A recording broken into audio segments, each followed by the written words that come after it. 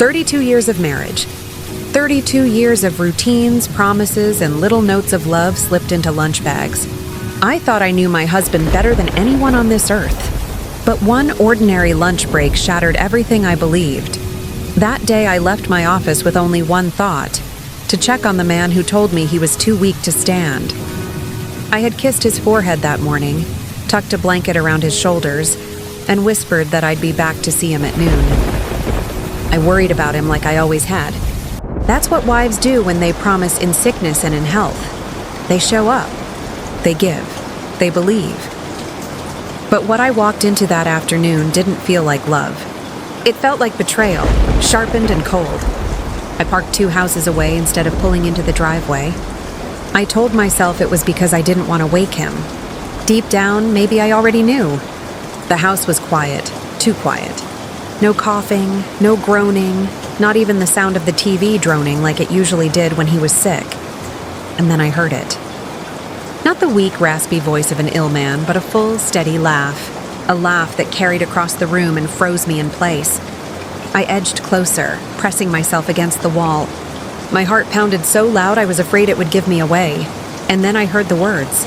Words that burned into me so deeply I'll never forget them for as long as I live. She's old. Tired. A few more months and the deed is mine. Another laugh, a woman's this time, light and careless. You're cruel, but smart.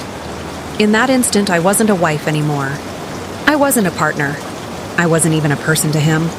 I was just a means to an end, a name on a deed, a tool in his greedy plan. I wanted to storm in. I wanted to scream, but I didn't, because I knew what would happen. He would lie, twist, and turn my heartbreak into my shame. So instead, I backed out, step by step, out of my own house like a stranger. The air outside hit me like ice, and I whispered to myself, "Don't cry now. Not here. Not yet." That was the moment I realized something important. Silence could be my weapon. Have you ever trusted someone so deeply only to discover they were wearing a mask all along? If you have, you'll understand the storm I carried back to my office that day. Tell me in the comments where you're watching from. I promise, your words remind me I'm not alone in this. I drove back to work that afternoon with my chest on fire and my face frozen in a smile.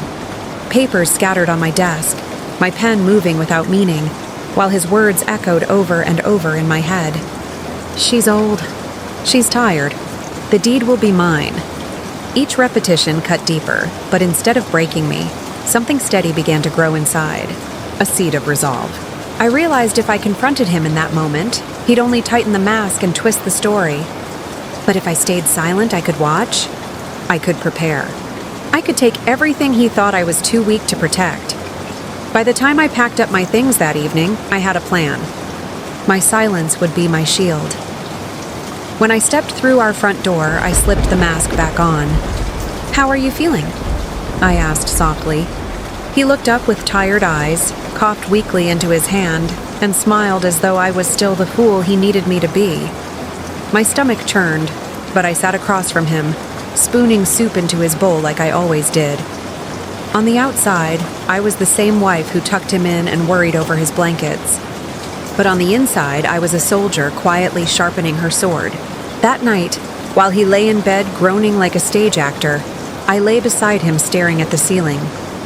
I whispered to myself in the dark, "Not yet. Not until you're ready." And in the morning, I rose earlier than him. I brewed coffee. I set out his medicine.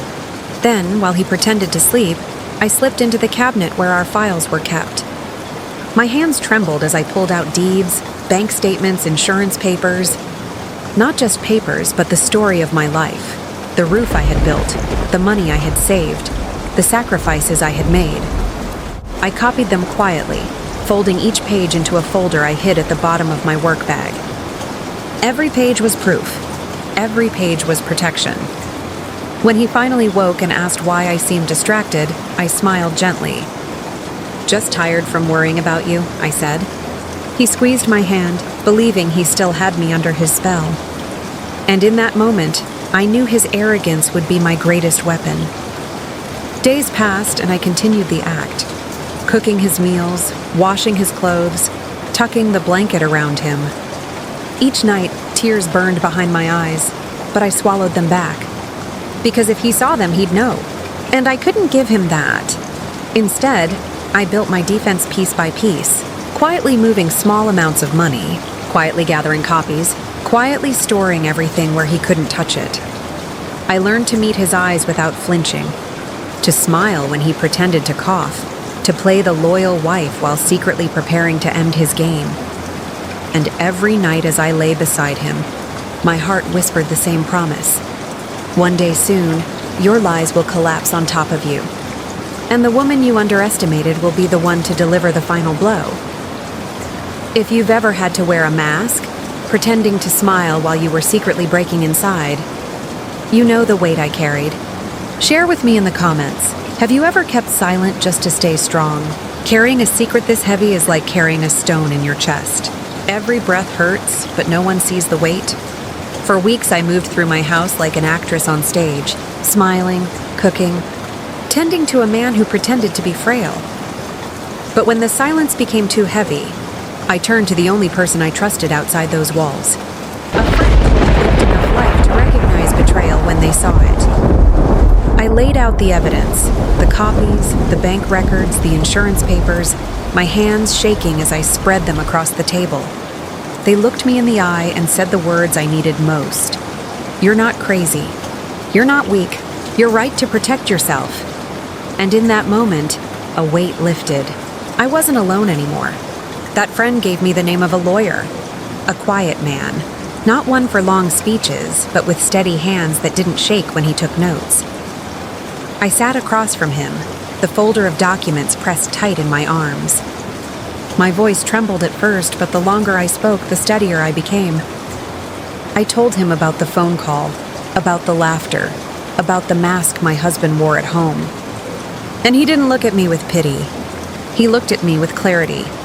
Together, we began to map out the steps. Transfer the deed into a trust. Close the joint accounts he thought he controlled. Secure every thread of the life I had built so his greedy hands could never unravel it. Each signature I made was like a chain snapping free. For the first time in years, I felt air in my lungs that wasn't heavy with fear. I walked out of that office with copies of new documents tucked neatly in my bag. And though I still had to return home to the man who coughed and sighed like an actor begging for sympathy, I was no longer the same woman.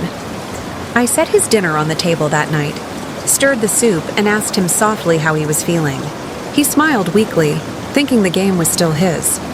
But inside me there was a quiet fire, because while he believed I was still blind, I had already placed everything beyond his reach.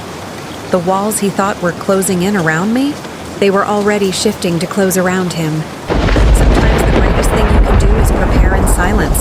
Have you ever had to stay calm, even when your heart was breaking, just so you could protect yourself? If you have, I'd love to hear your story in the comments. The day came quietly. No thunder in the sky, no warning bells. Just a calm certainty inside me that it was time.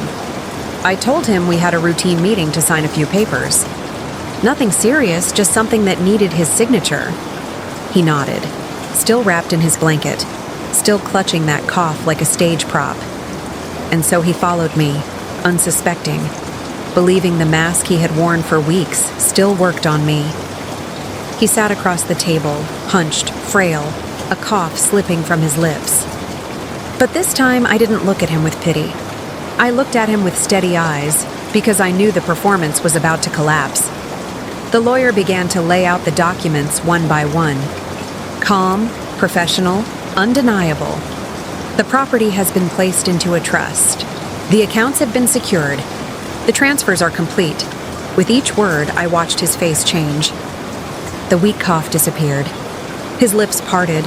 His eyes darted back and forth across the papers, panic creeping into his expression. "What? What does this mean?" he stammered. "Why are you doing this?" And for the first time in a long time, I spoke without fear. I told him I had heard every word of that phone call, how he laughed about me being old, how he planned to take the deed, how he mocked 32 years of my love. I told him he had mistaken my silence for ignorance. But silence can be sharper than shouting. Silence gave me time to prepare. And now, the proof was right in front of him, signed, sealed, and beyond his reach. He tried to laugh it off, to call it a misunderstanding. He said he was joking. He said he never meant to hurt me. But his voice shook and his hands trembled. And for once, his lies had no power, because the truth was... We walked out of that office in silence. The man who once laughed so easily now reduced to stammering and shame, and I didn't gloat. I didn't scream. I carried myself with dignity, the dignity he thought I had lost. Because in that moment, I knew I had taken back more than just papers or property. I had reclaimed my voice, my peace, my worth. Betrayal had not broken me. It had revealed me.